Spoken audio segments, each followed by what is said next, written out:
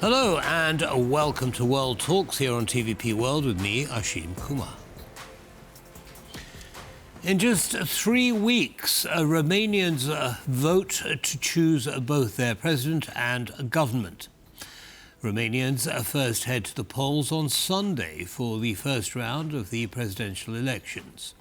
The vote is not expected to produce an outright winner, so they will probably vote again in a second round on December the 8th. Sandwiched between the two is the December the 1st general election. At the moment, Marcel Ciolacu, the Prime Minister from the Social Democrat Party, or PSD, is the favourite to win the first round of the presidential race. He's been leading in the polls with an average of 26%. This puts him well ahead of George Simion, the AUR leader, who has 15% and is just a few percentage points in front of other contenders. To explain what's at stake here for Romania and its role in both the EU and NATO, we're joined by Radu Albu-Comănescu. He's a fellow at the Visegrad Insight. Mr. Comănescu, welcome to TVP World. Thank you for taking the time. Thank you. It's a pleasure. So tell us, what are the main platforms of the two contenders? We've got the incumbent and we've got the challenger, Simion. Yes, it's easy and complicated at the same time. And I would rather start with the competitor, which is an anti-system competitor. George Simion, who is the leader of AUR, the Alliance for the Unity of Romanians, is a party that shook a bit the political landscape of Romania starting with 2020. And it started as a party favorable to the unity of Romania and the Republic of Moldova, which is already, let's say, scheduled change in European geopolitics. And then it shifted, once the war in Ukraine started, it shifted towards a very interestingly Russian narrative, or rather saying, interestingly Kremlinian narrative, because as one can hear them, they are for peace. And that's a very interesting word, because peace, in the terms that Russia thinks of, is a peace that would immediately manage the security of Romania. And therefore, this paradox seems not to be awakening a bit the consciousness of the electorate that is favorable to George Simion. And in many ways, he is somebody that not only incorporates the narrative of the Kremlin, but also develops it around a larger anti-Western, anti-European Union, anti-NATO I would call it schedule, or, a platform. It's difficult to say how much of this would be actually applied once, supposedly, he's in power. Because as it happens, he would have to adapt to institutions. He would have to adapt to a wider electorate who is not at all favorable to such suggestions.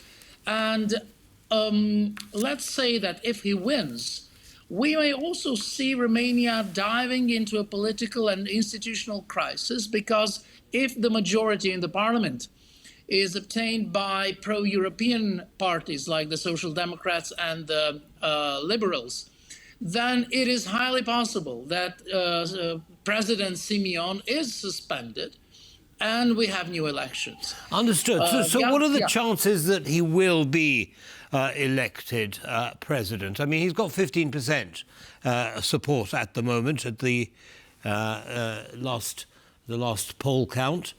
What are the chances he's actually going to get through? It's not going to be easy for him, to put it like that, because the main favorite is Marcel Ciolacu, the Prime Minister belonging to the Social Democrat Party. And by all means, the other parties and the other candidates would clearly support Ciolacu and support Ciolacu, not because he's a social democrat, but because he would be the only one standing for a pro-European choice or pro-European continuation of Romania and pro-NATO, especially in times when we have not only the war in our neighborhood, but also these hard to manage for the moment, changes in global politics. We have the presidency of Donald Trump that did not yet start. So this, let's say, time lapse between December and January will be quite strategic for the way the government in Romania is being built and the political trends expressed or emphasized in the country. He's definitely not going to win, but it's sending, however, a powerful signal that a part of the Romanian electorate is not fully incorporated in what it means, a European dimension of Romania. So are you suggesting that President Trump's win in America and of course the growth of the AfD in Germany, perhaps, might actually be influencing public opinion and Simion's popularity?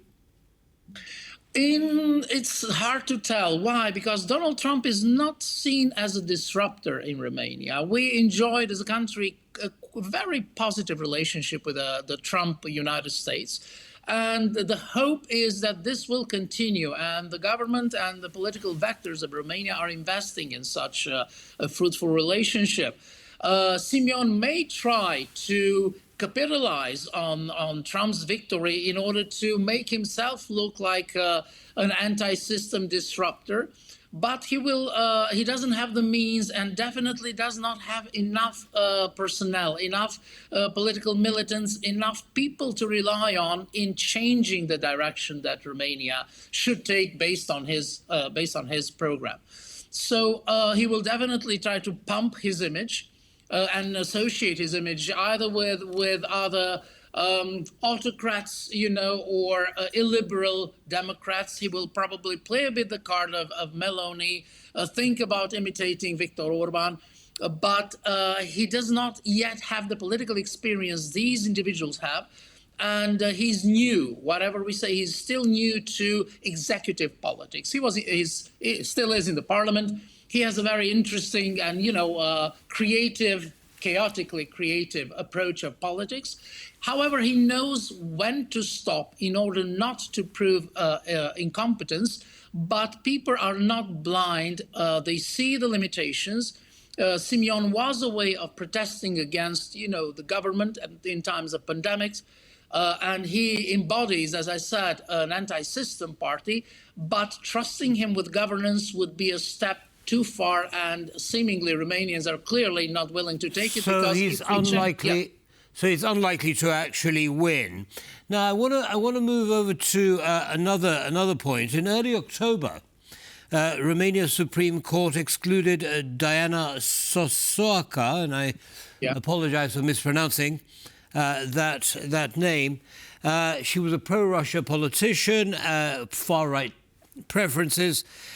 She was excluded from the presidential race on the grounds that her oratory undermined the country's constitution and EU membership. Now, many are surprised by that exclusion. What is your view? Yes, it was surprising. It was surprising because it is for the first time that a constitutional court of Romania, in itself a very debatable institution, took such a decision and such a measure. And it was applied, of course. She was identified as incompatible with the constitutional principles of Romania. But the question was, what if one day the Constitutional Court, who is a very politicized court in too many ways, will decide to take down a candidate that is actually compatible with what most people want in Romania, but that would go, for instance, against some party interests, especially the parties represented in and by the Constitutional Court. So this decision to protect Romania's constitutionality and the fundamental law is strangely impacting on the way the Constitution is being interpreted and on political freedom in Romania. It is upon the electorate to actually decide on such issues. Well, you talk about the electorate deciding, but I mean, the current president is accused by some of being in cahoots with the Supreme Court in reaching this decision. Is this going to undermine the incumbent's chances of success in the upcoming That was presidential indeed election? the main accusation. The main accusation for the opposition, this was a kind of a plot. By expelling Ciolacu, the voters of Ciolacu, roughly 5%, would immediately affiliate themselves to George Simion, which is most probably what happened if we see the polls and the rise of Simion in the public opinion immediately afterwards.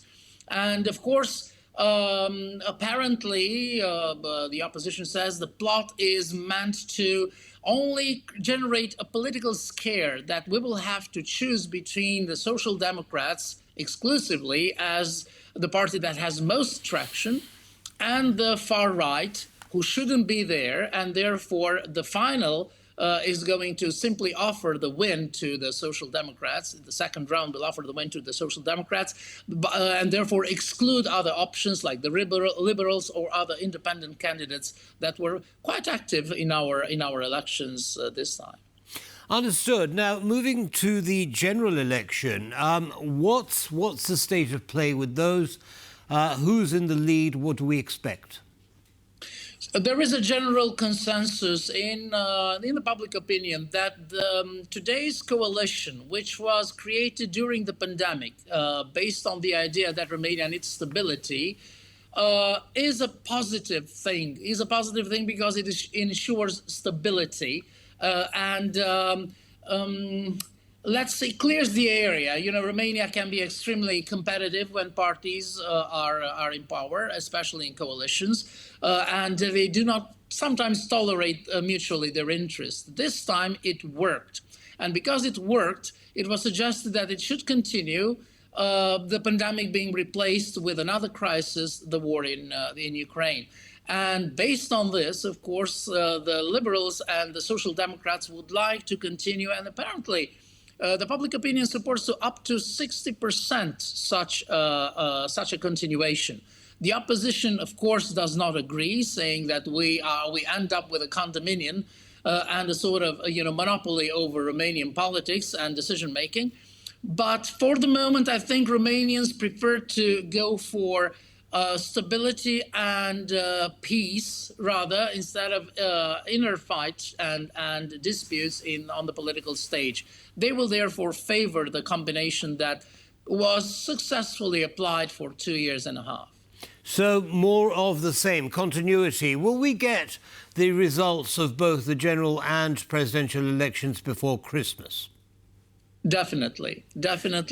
My hope is for a continuity that lasts, and not a continuity that is being questioned immediately after the beginning of the new year. Okay, so at least people will be able to have a good Christmas in a state of certainty, or at least politically anyway. Mr. Comănescu from the Visegrad Insight, thank you very much for sharing your analysis with our audience. Have a good evening, sir. Thank you. You too. Thank you. Bye now. And that's all from this episode of World Talks. Don't go away. Lots more coming up. Bye for now.